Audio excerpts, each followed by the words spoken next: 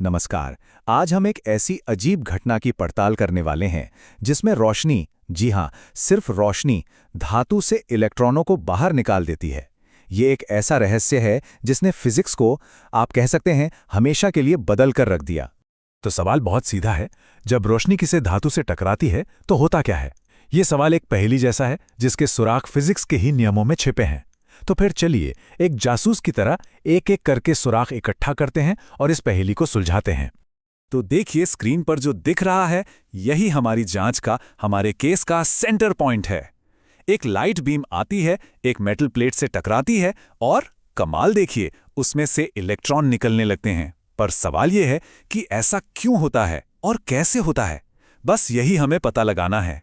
ठीक है, तो इस पहेली को सुलझाने के लिए हमें सबसे पहले अपने औजारों को, अपने जांच के उपकरणों को समझना होगा। तो चलिए देखते हैं कि ये पूरा एक्सपेरिमेंट किया कैसे जाता है। तो ये रहा हमारा पूरा एक्सपेरिमेंटल सेटअप। देखिए, बाईं तरफ एक लाइट सोर्स है एस। यहां से रोशनी निकलती है और एक क्वार्ट्ज विंडो से होकर गुजरती है। अच्छा, क्वार्ट्ज विंडो इसलिए जरूरी है ताकि हाई एनर्जी वाली अल्ट्रावायलेट लाइट भी अंदर जा सके। फिर ये रोशनी एमिटर प्लेट सी पर पड़ती है और यहीं से इलेक्ट्रॉन निकलते हैं। अब ये निकले हुए इलेक्ट्रॉन्स सामने वाली कलेक्टर प्लेट ए की तरफ भागते हैं, जिससे सर्किट पूरा हो जाता है और एक करंट बहने लगता है जिसे हम आसानी से नाप सकते हैं।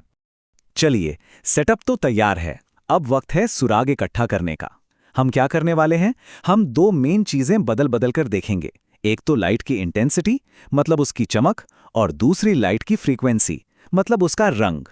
और फिर देखेंगे कि इन बदलावों से इलेक्ट्रॉनों के बर्ताव पर क्या असर पड़ता है। तो हमारा पहला सुराग, और ये काफी सीधा साधा लगता है। जैसे जैसे हम लाइट की इंटेंसिटी, मतलब उसकी चमक बढ़ाते हैं, सर्किट में बहने वाला करंट भी ठीक उसी रेशो में बढ़ जाता है। बिल्कुल सीधी लाइन, जैसा ग्राफ में दिख रहा है। इसका मतलब साफ है, जितनी ज्यादा तेज, जितनी ज्यादा चमकदार रोशनी होगी, मेटल की सतह से उतने ही ज्यादा इलेक्ट्रॉन्स बाहर निकलेंगे। अब यहां से कहानी थोड़ी और दिलचस्प हो जाती है। अब हम क्या करते हैं? हम कलेक्टर प्लेट पर एक नेगेटिव वोल्टेज लगाते हैं। ये नेगेटिव वोल्टेज एक तरह से इन आने वाले इलेक्ट्रॉनों को पीछे की ओर धकेलता है। इसे आप एक ढलान की तरह समझ सकते हैं, जिस पर इलेक्ट्रॉनों को चढ़ाई करनी है। और हम इस ढलान को बढ़ाते जाते हैं, जब तक कि सबसे ज्यादा एनर्जी वाला, सबसे तेज भागने वाला इलेक्ट्रॉन भी प्लेट तक नहीं पहुंच पाता और करंट जीरो हो जाता है। बस इसी कम से कम नेगेटिव वोल्टेज को हम कहते हैं स्टॉपिंग पोटेंशियल।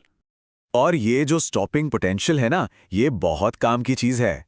ये सिंपल सा फॉर्मूला देखिए, के मैक्स बराबर ई गुणा वी नॉट। ये हमें सीधे सीधे उस सबसे तेज इलेक्ट्रॉन की मैक्सिमम काइनेटिक एनर्जी, यानी के मैक्स बता देता है। यहाँ ई एक इलेक्ट्रॉन का चार्ज है और इससे हमें एनर्जी की एक नई और बहुत ही आसान यूनिट मिलती है, इलेक्ट्रॉन वोल्ट या ईवी। सिंपल भाषा में, अगर हमारा स्टॉपिंग पोटेंशियल मान लीजिए 2 वोल्ट है, तो सबसे तेज इलेक्ट्रॉन की एनर्जी ठीक 2 इलेक्ट्रॉन वोल्ट होगी। है ना एनर्जी नापने का एक बहुत ही स्मार्ट तरीका। ठीक है, तो अब जब हम एनर्जी नाप सकते हैं, तो चलिए अपने पहले सुराग पर वापस चलते हैं। इस ग्राफ में देखिए, हमने लाइट की इंटेंसिटी को I1 से बढ़ाकर I2 और फिर I3 कर दिया है।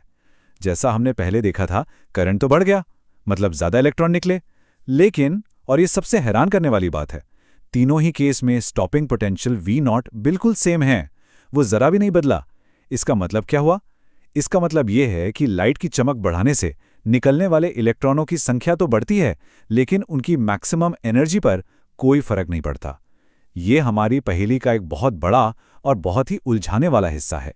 तो सवाल ये उठता है कि अगर इंटेंसिटी या चमक से नहीं, तो फिर इलेक्ट्रॉनों की एनर्जी को कंट्रोल कौन करता है? और जवाब है लाइट की फ्रीक्वेंसी, मतलब लाइट का रंग। जैसे इंद्रधनुष में बैंगनी रंग की फ्रीक्वेंसी लाल रंग से ज्यादा होती है, और एक्सपेरिमेंट में यही बात सामने आई। इस ग्राफ को देखिए, जब हम ज्यादा फ्रीक्वेंसी वाली लाइट V2 इस्तेमाल करते हैं, तो स्टॉपिंग पोटेंशियल V02 भी बढ़ जाता है। मतलब साफ है, जितनी ज्यादा फ्रीक्वेंसी उतने ही ज्यादा एनर्जी वाले इलेक्ट्रॉन। और अब आता है हमारी जांच का आखिरी और शायद सबसे चौंकाने वाला सुराग। पता चला कि हर मेटल का अपना एक एंट्री टिकट होता है, एक मिनिमम फ्रीक्वेंसी, जिसे थ्रेशोल्ड फ्रीक्वेंसी, न्यू नॉट कहते हैं। अगर आने वाली लाइट की फ्रीक्वेंसी इस मिनिमम लेवल से कम है, तो कुछ नहीं होगा। आप लाइट कितनी भी तेज कर दें, घंटों तक इंतजार करें, एक भी इलेक्ट्रॉन बाहर नहीं आएगा। ये एक ऑल और नथिंग वाली सिचुएशन है। फ्रीक्वेंसी सही है तो इलेक्ट्रॉन निकलेगा, वरना नहीं। तो अब हमारे पास सारे सुराग हैं। हमें इंटेंसिटी, एनर्जी, फ्रीक्वेंसी और थ्रेशोल्ड फ्रीक्वेंसी के बीच का रिश्ता पता है। अब वक्त है इन सभी सबूतों को उस जमाने की सबसे बड़ी थ्योरी, लाइट की वेव थ्योरी के सामने रखने का। देखते हैं कि क्या ये थ्योरी इन सब बातों को समझा पाती है या नहीं। तो वेव थ्योरी क्या कहती थी? वो कहती थी कि लाइट एक लहर है जो अपनी एनर्जी को लगातार और बराबर फैलाती है। सोचिए, जैसे समंदर की लहरें किनारे की रेत को धीरे धीरे लगातार गीला करती हैं। थ्योरी का मानना था कि ठीक वैसे ही मेटल के इलेक्ट्रॉन भी इस लाइट एनर्जी को लगातार सोखते रहते हैं, और जब काफी एनर्जी जमा हो जाती है तो वो सतह से बाहर निकल जाते हैं।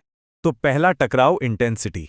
वेव थ्योरी के हिसाब से ज्यादा तेज रोशनी मतलब ज्यादा बड़ी लहर, और बड़ी लहर को इलेक्ट्रॉन को ज्यादा एनर्जी देनी चाहिए। लेकिन हमने अपने एक्सपेरिमेंट में क्या देखा? हमने देखा कि ज्यादा इंटेंसिटी से सिर्फ ज्यादा इलेक्ट्रॉन निकलते हैं, उनकी एनर्जी नहीं बढ़ती। यहां पर वेव थ्योरी पूरी तरह से फेल हो गई। अब दूसरा टकराव, फ्रीक्वेंसी। वेव थ्योरी कहती थी कि लाइट की फ्रीक्वेंसी या रंग से कोई फर्क नहीं पड़ना चाहिए। कोई भी रंग काम करेगा, बस इलेक्ट्रॉन को एनर्जी जमा करने के लिए थोड़ा ज्यादा टाइम देना होगा। लेकिन एक्सपेरिमेंट ने क्या दिखाया? उसने एक साफ साफ थ्रेशोल्ड फ्रीक्वेंसी दिखाई, एक कट ऑफ, जिसके नीचे कुछ भी नहीं होता। वेव थ्योरी के पास इसका कोई जवाब नहीं था। और अब तीसरा और शायद सबसे बड़ा टकराव, टाइम। वेव थ्योरी के मुताबिक इलेक्ट्रॉन को एनर्जी सोखने में वक्त लगना चाहिए था, शायद कुछ मिनट या घंटे भी। लेकिन असल में क्या हुआ? जैसे ही लाइट पड़ती है, इलेक्ट्रॉन तुरंत बाहर आ जाता है। ये एनर्जी के धीरे धीरे जमा होने जैसा बिल्कुल नहीं था, ये तो एक सीधी टक्कर जैसा था। तो इन सारे सबूतों को देखने के बाद फैसला बिल्कुल साफ है। लाइट के बारे में हमारी जो सदियों पुरानी समझ थी, जो वेव थियरी थी, वो इस एक्सपेरिमेंट को समझाने में बुरी तरह नाकाम रही। तो चलिए एक बार फिर से देखते हैं कि वेव थ्योरी कहां फेल हुई।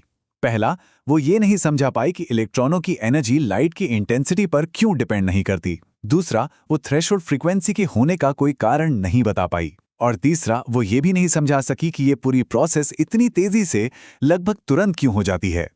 तो इस एक्सपेरिमेंट ने वेव थ्योरी को तो खारिज कर दिया, लेकिन साथ ही फिजिक्स के कुछ नए पक्के नियम भी बना दिए।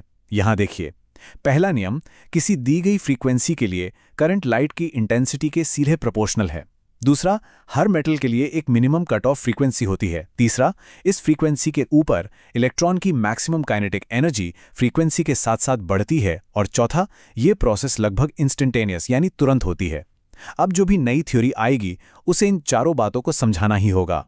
तो हमारी इस पूरी जांच ने लाइट की वेव थ्योरी को तो गिरा दिया और हमारे सामने कुछ बहुत ही अजीब और नए नियम रख दिए। इसने 20वीं सदी की शुरुआत में फिजिक्स के सामने सबसे बड़ा सवाल खड़ा कर दिया था। अगर लाइट एक लगातार बहने वाली लहर नहीं है, तो फिर वो है क्या? और इसी एक सवाल का जवाब ढूंढने की कोशिश ने फिजिक्स में एक ऐसी क्रांति ला दी जिसे आज हम सब क्वांटम मैकेनिक्स के नाम से जानते हैं।